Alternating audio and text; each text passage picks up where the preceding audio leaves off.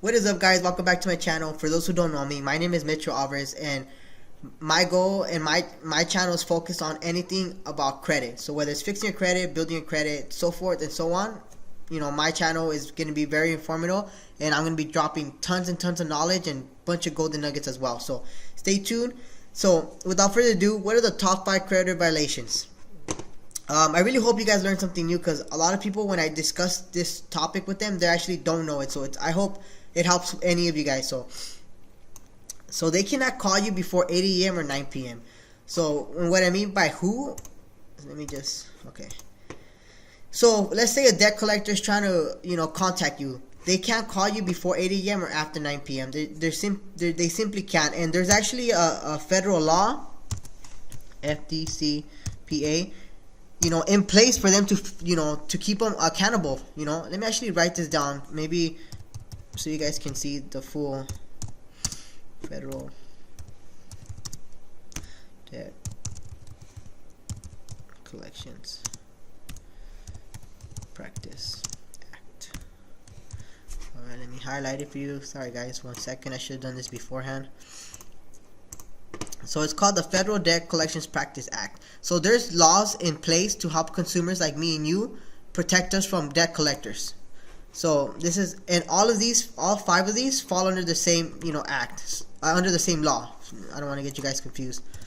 Number 2, they cannot, oh crap, give me 1 second, sorry. They cannot contact a third party, such as an employer or friend, for any reason other than getting contact information. So what I mean by this is that when they call your job, they can only call your job and ask them, hey, I know you have an employee. Last time I know you had an employee named by the name Mitch Alvarez. I'm trying to get his contact information. Can you please give me his phone number and his mailing address?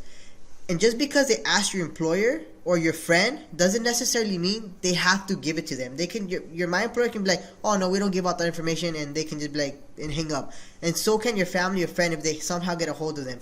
So just keep that in the back of your mind. They all could only ask for your cell phone number and your mailing address. That's it, pretty much. Number 3. This one's pretty easy. I'm sure this is the most popular one that most people seem to know, but they can't lie about the amount you owe. Surprisingly, they do. They will say, oh yeah, they owe, $2,000, when in reality you only owe like $1,700. For some reason, they like to round up the numbers. So I actually been a victim of this myself. When I actually fixed my aunt's credit, I actually answered one of the phones, and I was like, hey, I'm her son, blah blah blah, how can I help you? And they're like, oh yeah, your mom owes like $3,000. And we're like, no. And then we're like, oh, like, let's say she does owe $3,000, and sorry, I don't want to steer off, but they can't lie about how much money you owe. Regardless, even if it's $1, a cent, a quarter, they can't lie. If they do, they have violated the Debt Collections Practice Act. Number 4.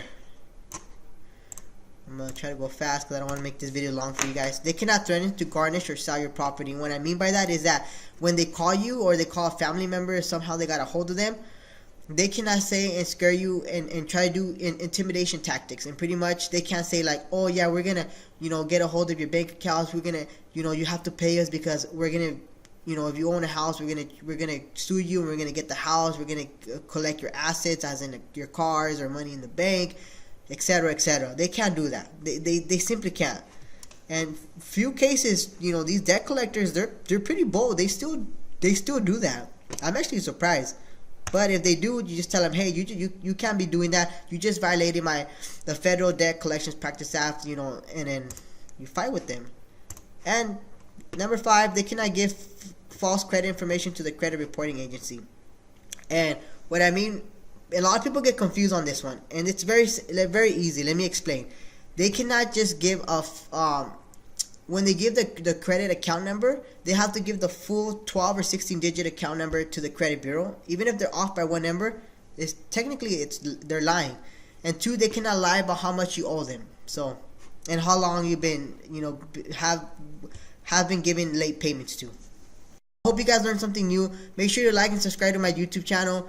Please, write down in the description that you have any questions regarding, credit repair, creditors, debt collectors, anything. I'm pretty knowledgeable. I work with a bankruptcy lawyer, and we mainly focus on bankruptcy cases, but from time to time we do credit repair, and I actually do credit report. I fix people's credit on the side. So ask away, and I'm pretty sure I'll know the answer to your question. Check out the links down in the description. Link up my Instagram if you guys want to follow me. Stay connected. And I'll have 2 Instagram. One's going to be my personal page, and one's going to be a credit page. Just kind of more of a niche, more that where I can post videos and pictures of credit. So I don't want to get the 2 mixed. But feel free to follow me on my personal one if you like. So like I said before, make sure you like and subscribe if you like what you saw, and I'll watch out for the next video. See you guys. Take care.